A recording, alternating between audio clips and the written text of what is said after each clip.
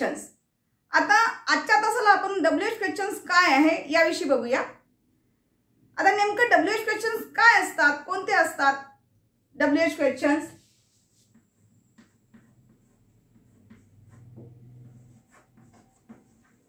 WH questions म्हणजे WH questions नेमका कशाला म्हणायचं, तर ज्या प्रश्नाची सुरुवात WH शब्दाने होत असतात, such as who, what, when, where, how and so on. तर who असतो, what ने सुरुवात झालेली असते, when असते, which असते, where असते, how आहे. याची कल्पना तुम्हाला असेलच. बरेच वेळा आपण बोलताना क्वेश्चन करत असतो, विचारत असतो, पण आपल्याला नेमका कोणता प्रश्न आपण विचारलेला आहे, जो प्रश्न आपण विचारलेला आहे तो प्रश्न WH क्वेश्चनचा आहे का हे आपल्या लक्षात येत नसते.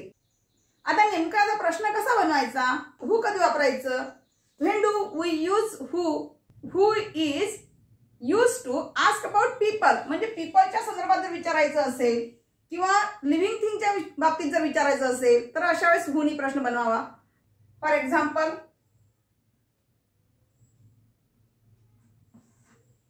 who are you, who are you, question mark, who are you. Another example, who is he, other example, who is she. या प्रकारचे आपण त्या ठिकाणी क्वेश्चन्स तयार करू शकतो. म्हणजे जर सब्जेक्टच्या जागी म्हणजे प्रश्नाच्या सुरुवातीला जर हू येत असेल तर या ठिकाणी फक्त तुम्हाला उत्तर लिहिताना काय करावं लागेल, नेमकं काय आहे, कोण आहे, याचा अर्थ काय झाला, हू आर यू, तू कोण आहे. बॉय असेल तर बॉय, नाव असेल पर्टिक्युलर, मुलगा असेल तर मुलगा, मुलाचं नाव, सपोज राम असेल तर तो काय म्हणेल, हू आर यू. असं जर विचारलं असेल तर आय एम राम असं सांगेल. तर तू कोण आहेस, मी राम आहे असं सांगेल. म्हणजेच काय झालेलं आहे, तर एखाद्या गोष्टीविषयी आपल्याला यामध्ये काय होत असतो, संबोध होत असतो, माहिती मिळत असते, संबोध होत असतो आपल्याला. Who are you, who is he, तो कोण आहे. आता दुसरा प्रश्न बघा, हू इज ही, तो कोण आहे. ही इज माय फ्रेंड, तो माझा मित्र आहे असं त्याचं उत्तर येईल. करेक्ट.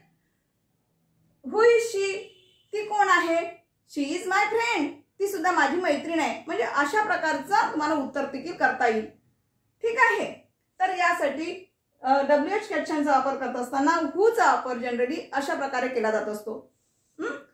तर पहिला आपण सांगितलेलं एक्झाम्पल मध्ये हू आर यू, सुरुवातीलाच काय आलेला आहे, हू शब्द आलेला आहे, हू हा WH शब्द आलेला आहे, म्हणून या ठिकाणी हू आर यू असं आपण घेतलेलं आहे. ठीक आहे. चला नेक्स्ट WH वर्ड बघूया, व्हॉट. आता नेमकं व्हॉट कधी वापरतात, what is use to ask about things. एखाद्या वस्तूविषयी आपल्याला जर माहिती विचारायची असेल तर अशा वेळेस व्हॉटचा वापर केला जात असतो. जसं की आपण बघानी हूच्या बाबतीत सांगितलं, म्हणजे एखाद्या वस्तूविषयी जर आपल्याला विचारायचं असेल तर अशा वेळेस व्हॉटनी क्वेश्चन तयार करायचा. आलं का लक्षात मित्र हो? हा ठीक आहे. व्हॉटनी कसा प्रश्न विचारायचा, कसं विचारणार आहे बघा. What is your name. For example मध्ये बघूया, what is your name, what is your name, तुझं नाव काय आहे किंवा तुमचं नाव काय आहे. म्हणजेच काय झालं, आपल्याला त्या गोष्टीचं पर्टिक्युलर उत्तर मिळून जाईल. बरोबर आहे. अनदर एक्झाम्पल बघूया, व्हॉट इज दॅट,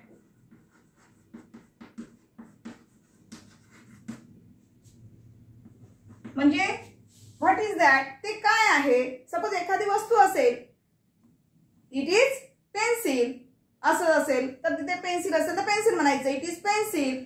बॉल असेल तर इट इज अ बॉल असं म्हणावं लागेल तुम्हाला. ठीक आहे. अनदर एक्झाम्पल ऑफ व्हॉट, व्हॉटचं दुसरं example, what is the time, what is the time, म्हणजे नेमकी आता वेळ काय झालेली आहे, व्हॉट इज द टाइम, वेळ किती झालेला आहे. अशा प्रकारचा आपण व्हॉटचा वापर करू शकतो. यासारखे तुम्हाला अनेक उदाहरण आपल्याला बघता येईल की जे की व्हॉटने प्रश्न विचारणारे असतील तर अशा वेळेस आपल्याला या व्हॉटचा वापर करता येईल. ठीक आहे.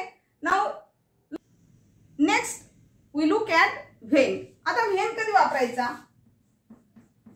When do you use when? When कधी वापरत असतो आपण? व्हेननी प्रश्न कधी बनवायचा?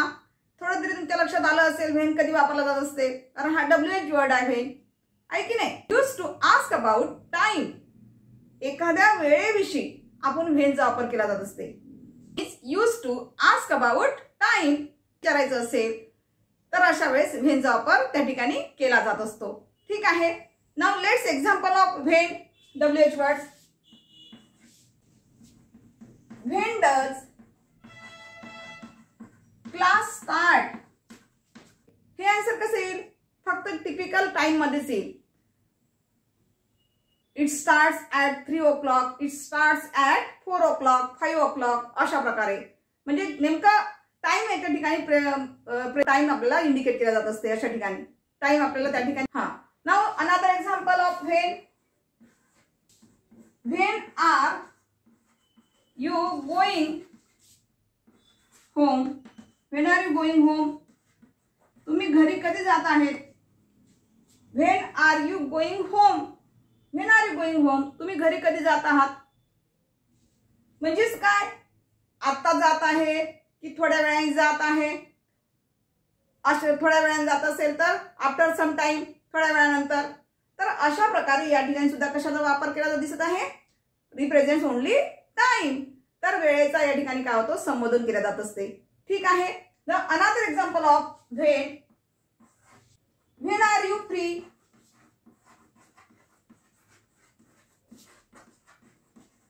Now we look at next WH questions, that is which. कधी वापरला जात असते?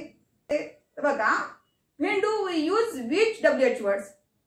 Which is use to ask about choice. जर आपल्याकडे चॉईस असेल तर अशा वेळेस विचचा वापर केला जात असतो. Let's some example of which WH words. Which subject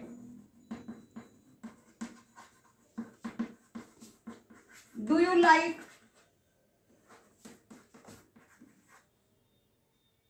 Most. Which subject do you like most?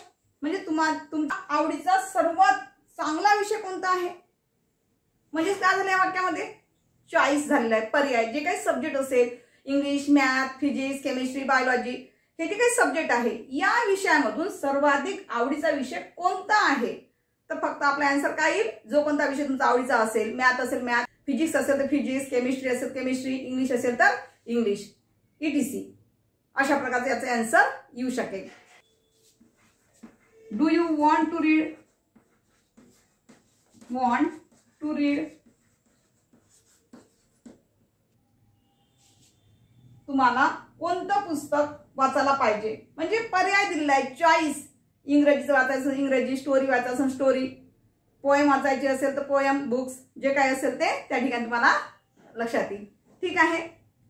तर अशा प्रकारे आज आपण या इंटरॅक्टिव्ह सेंटेन्सेस मधील WH क्वेश्चन्स हा जो टाइप्स आहे हे आपण बघितलेला आहे. तर यामध्ये आपण सुरुवातीला कोणते शब्द बघितलेले आहे? हू बघितलेला आहे. हू, व्हॉट, व्हेन आणि which. In the next video, we will see the remaining part of WH questions. Thank you.